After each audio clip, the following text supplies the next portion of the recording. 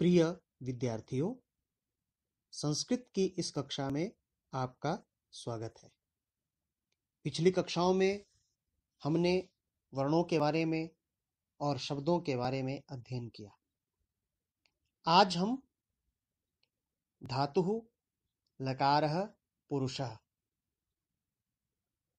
इनके बारे में जानेंगे।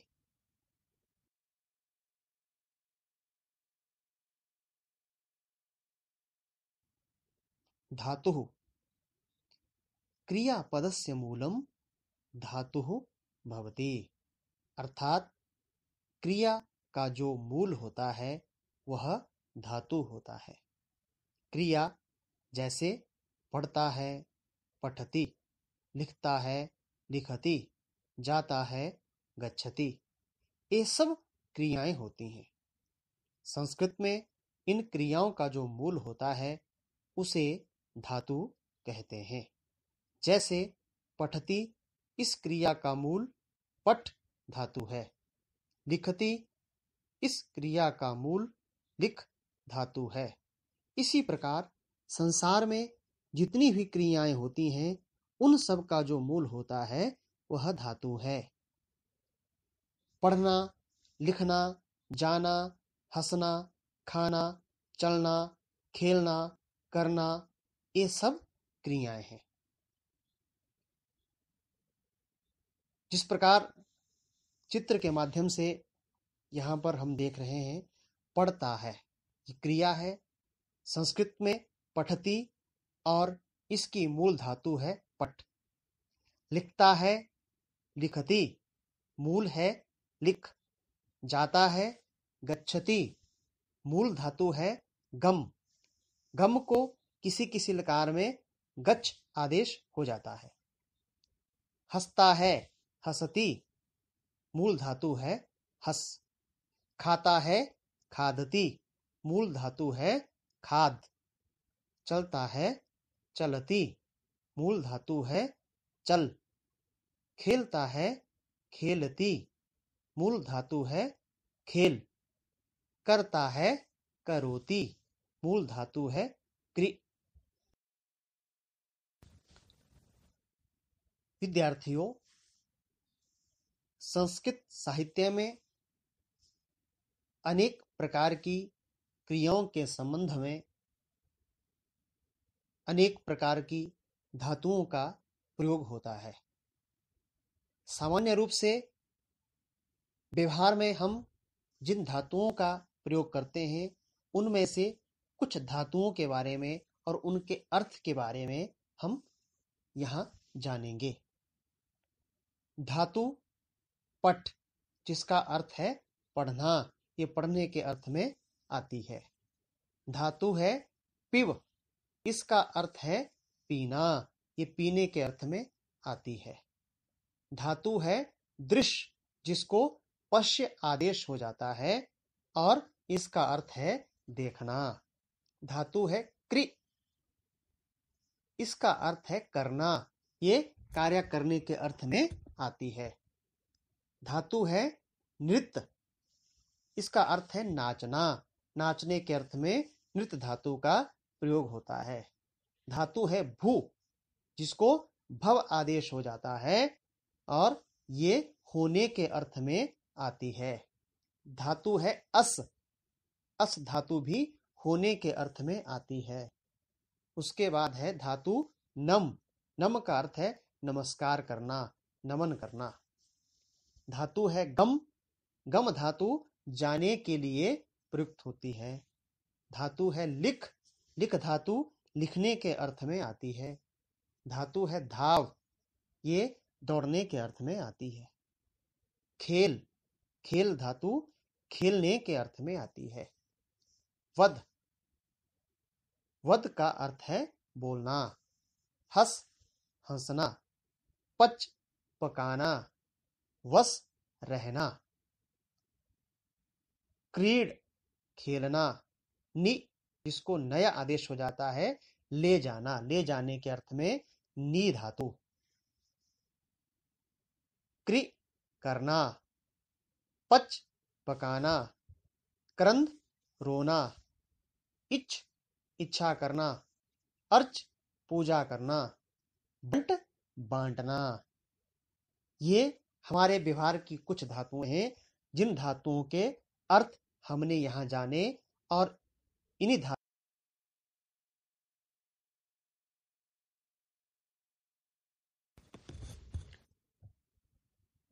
विद्यार्थियों, धातुओं का जो प्रयोग होता है वो भिन्न भिन्न लकारों में होता है। तो हम लकारों के बारे में अब जानेंगे। क्रियापदस्य कालभेदेन विवक्षा भेदेन च धातुरूपे यह परिवर्तनं करोति सः लकारः भवति। अर्थात भूतकाल, वर्तमान काल व भविष्य काल और बोलने की इच्छा, जैसे कि आज्ञा, प्रार्थना आदि, इसके कारण क्रिया के धातु रूप में जो परिवर्तन होता है उसका कारण लकार होता है। भेदाः लकाराः 10 भवन्ति, अर्थात लकार 10 होते हैं। संस्कृत साहित्य में 10 लकारों का प्रयोग होता है, जिनमें लट लकार। आप मेरे साथ सभी अनुवाचन करेंगे। सबसे पहले लट लकार,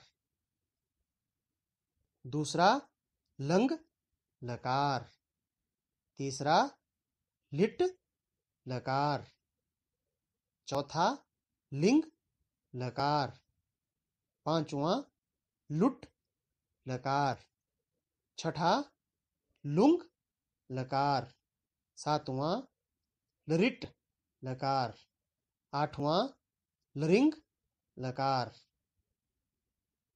नववां लेट लकार और 10वां और अंतिम लोट लकार। इन 10 लकारों का प्रयोग संस्कृत साहित्य में होता है। इन 10 लकारों में से मुख्य रूप से लट लकार, लृट लकार, लंग लकार और लोट लकार, इन 4 लकारों का ही प्रयोग हम धातुओं में करते हैं। काल भेदेन वर्तमान काल हेतु लट लकारः, अर्थात काल के भेद से वर्तमान काल के लिए लट लकार का प्रयोग होता है। यथा जैसे पठ धातु लट लकार पठति, अर्थात पढ़ता है या पढ़ रहा है। काल के भेद से भूतकाल हेतु लंग लकारः, अर्थात भूतकाल के लिए जो घटना पहले घट गई है या घट चुकी है उसके लिए लंग लकार का प्रयोग होता है। यथा लिख जमा लंग, अलिखत, अर्थात लिखा या लिखता था या लिख चुका। ऐसे ही काल के भेद से भविष्यत काल हेतु लृट लकारः, अर्थात भविष्य में होने वाली घटना के लिए लृट लकार का प्रयोग होता है। जैसे हस लृट हसिष्यति, अर्थात हंसेगा, गमिष्यति जाएगा, पठिष्यति पढ़ेगा। आज्ञा हेतु लोट लकारः, अर्थात जब किसी को कोई आज्ञा देनी है या आदेश करना है तो उसके लिए लोट लकार का प्रयोग होता है। यथा घम जमा लोट बराबर है गच्छतु जाओ, खाद जमा लोट बराबर है खादतु खाओ, पठ जमा लोट बराबर है पठतु पढ़ो। इस प्रकार काल के भेद से धातुओं के भिन्न भिन्न रूप चलते हैं। वर्तमान काल में लटलकार में धातु के रूप चलते हैं और जो समय बीत चुका है बीते हुए समय के लिए धातु के रूप में जो है लंगलकार में जो है धातु का रूप चलता है, और जो आने वाला समय है जो भविष्य है उसमें प्रयोग करने के लिए विद्यार्थी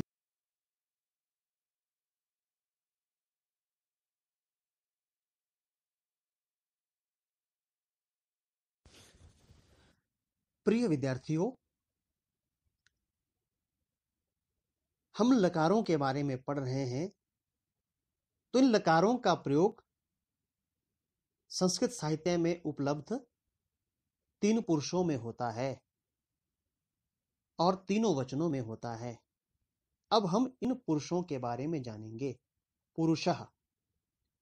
पुरुषः लकारस्य एकम अंगम भवति। येन वाक्य निर्माणे क्रियायाः कर्तुः च व्यवस्था परिकल्प्यते। अर्थात पुरुष लकार का एक अंग होता है जिसके द्वारा वाक्य निर्माण के समय क्रिया और कर्ता की व्यवस्था की जाती है। व्यवस्था कर्ता के अनुसार क्रिया का पुरुष और वचन होता है। यह व्यवस्था एक नियम है। भेदाः। संस्कृते त्रयः पुरुषा भवन्ति। अर्थात संस्कृत में 3 पुरुष होते हैं। यथा जैसे प्रथम पुरुषः, मध्यम पुरुषः, उत्तम पुरुषः च। प्रथम पुरुष, मध्यम पुरुष और उत्तम पुरुष। प्रत्येकम पुरुषस्य वचन त्रयम भवति। अर्थात प्रत्येक पुरुष के 3 वचन भी होते हैं। एकवचनम, द्विवचनम, बहुवचनम। यथा पठ धातु लट लकारः। प्रथम पुरुष एक वचन में रूप बनता है पठति। प्रथम पुरुष द्विवचन में रूप बनता है पठतः। प्रथम पुरुष बहुवचन में रूप बनता है पठन्ति। मध्यम पुरुष एक वचन में पठसि, द्विवचन में पठथः, बहुवचन में पठत। उत्तम पुरुष एक वचन में पठामि, द्विवचन में पठावः और बहुवचन में पठामः।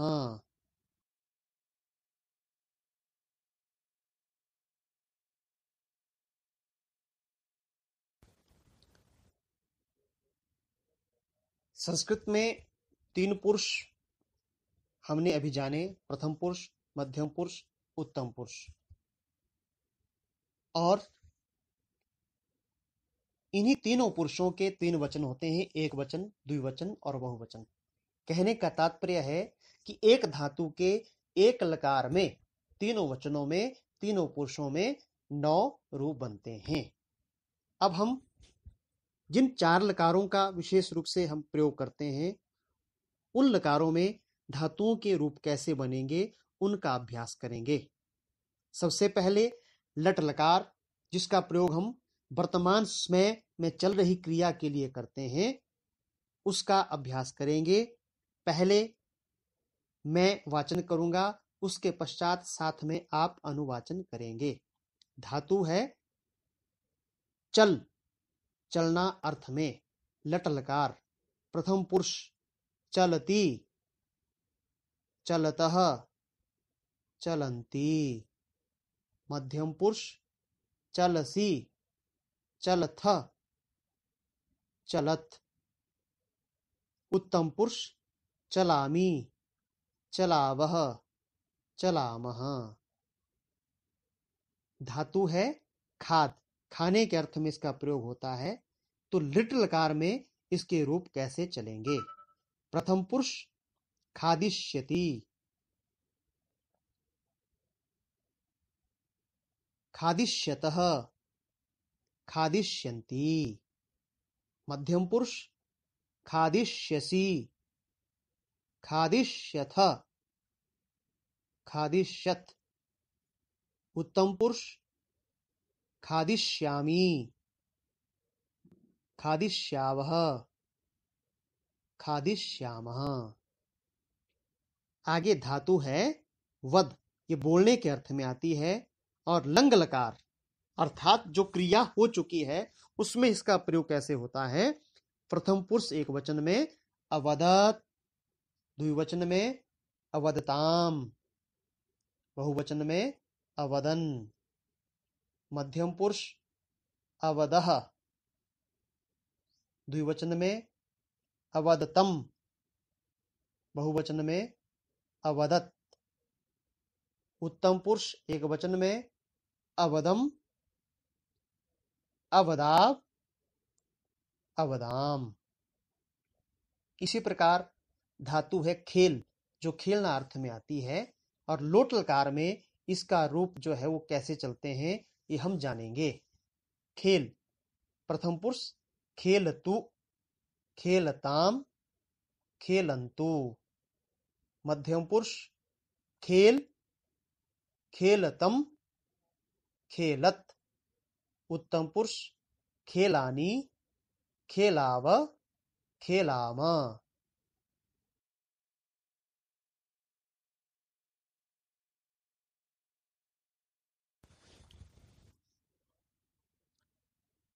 प्रिय छात्रों, आज हमने संस्कृत की इस कक्षा में धातु, लकार और पुरुषों के बारे में अध्ययन किया। इस अध्ययन में आज आपने क्या क्या सीखा वो सब हम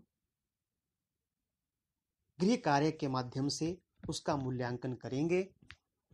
आपको कुछ प्रश्न दिए जा रहे हैं, उन प्रश्नों को लिख करके आपने अपने शिक्षक को दिखा करके उसका मूल्यांकन करवाना है। पहला प्रश्न है धातुः कः, अर्थात धातु किसे कहते हैं। दूसरा प्रश्न है लकाराः कति, अर्थात लकार कितने हैं, उन लकारों की संख्या आपने लिखनी है। तीसरा प्रश्न है वर्तमान काले कः लकारः भवति, अर्थात वर्तमान काल में कौन सा लकार होता है। चौथा प्रश्न है त्रयः पुरुषः के, अर्थात तीन पुरुष कौन हैं, तीन पुरुषों के नाम आपने बताने हैं।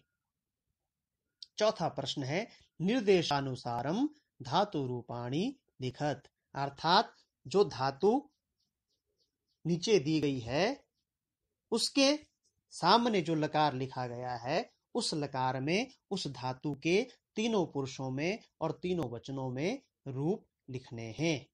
पठ धातु लोट लकारे, पठ धातु को लोट लकार में लिखना है। चल धातु लंग लकारे, चल धातु को लंग लकार में लिखना है। खाद धातु लिट लकारे, खाद धातु को लिट लकार में लिखना है। खेल धातु लट लकारे, और खेल धातु के रूप लट लकार में तीनों पुरुषों में तीनों वचनों में लिखने हैं।